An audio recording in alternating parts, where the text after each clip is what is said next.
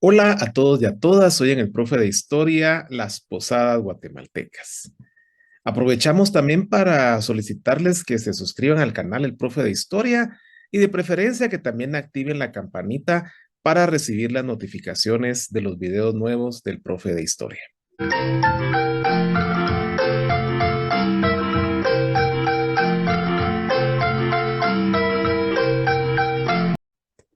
Las posadas deben ser entendidas, claro está, como una forma de evangelización muy antigua.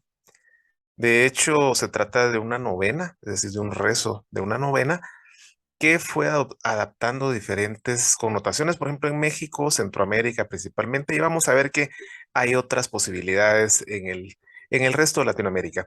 Lo cierto es que esto tiene una base bíblica encontrada justamente, por ejemplo, acá en el libro del Evangelio de San Lucas, en el capítulo 2, versículos 1 al 7, cuando literalmente en la versión Dios habla hoy, dice así: por aquel tiempo, el emperador Augusto ordenó que se hiciera un censo de todo el mundo. Todos tenían que ir a inscribirse a su propio pueblo. Por esto, José salió del pueblo de Nazaret, de la región de Galilea, y se fue a Belén, en Judea, donde había nacido el rey David, porque José era descendiente de David. Fue allá a inscribirse junto con María, su esposa, que se encontraba encinta.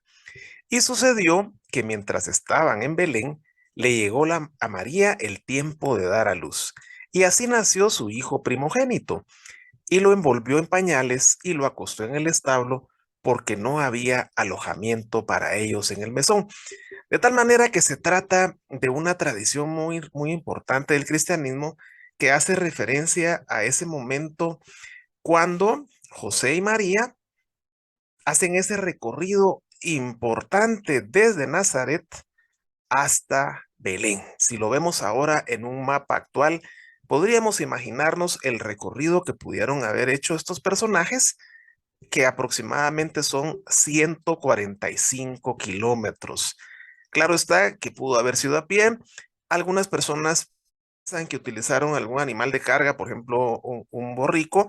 Lo cierto está en que de todas maneras, una travesía con una mujer embarazada era muy complicado y por lo tanto tenían que hacer ese trayecto pasando penalidades, pidiendo posadas en el camino. Y claro está que eso se traduce en esta forma de evangelización que ahora nosotros le llamamos las posadas y que tienen que ver con esa novena, con ese novenario que se reza del 16 al 24 de diciembre o del 15 al 23, dependiendo de las regiones o países. De diciembre, claro está. Por ejemplo, las posadas en México son muy célebres, muy conocidas, porque, por ejemplo, se quiebran esas piñatas al finalizar la misma. Y en Sudamérica, tal el caso de países como Colombia, Venezuela y Ecuador, se reza una novena que se conoce como la novena de aguinaldos, que también tiene ese trasfondo evangelizador muy parecido a las posadas. Claro está que ya acá en Centroamérica y particularmente en Guatemala, desde la época colonial, como sabemos, se tiene la tradición de que fue justamente el santo hermano Pedro quien las introdujo. Claro está que la tradición de las posadas guatemaltecas se remonta a siglos. Y lo interesante es que durante esos siglos las posadas tuvieron estas características que la diferenciaron de otras posadas. Y son justamente los sonidos que se utilizan en las mismas, principalmente el de la caparazón de la tortuga, el de los chinchines y el de los pitos. Algo interesante en el video del profe de historia de hoy es que no vamos a tener una narrativa al respecto del ritual que sigue la posada. Lo que vamos a hacer es hacer un recorrido de un video donde vamos a ir viendo las diferentes etapas por las que pasa la posada, específicamente en un lugar determinado. En este caso va a ser en el municipio de Santa Rosa de Lima, donde podremos encontrar el camino interesante que llevan las posadas y ustedes podrán ir descubriendo en qué se parecen a las posadas que ustedes practican, en qué se diferencian, para poder llegar a poder comentar y enriquecer entre todos este tipo de videos que es lo esencial. Vamos entonces a disfrutar en este momento de cómo se desarrolla una posada hasta el momento del cierre, que es cuando se comparten los sagrados alimentos. Procedamos entonces a disfrutar de las posadas guatemaltecas.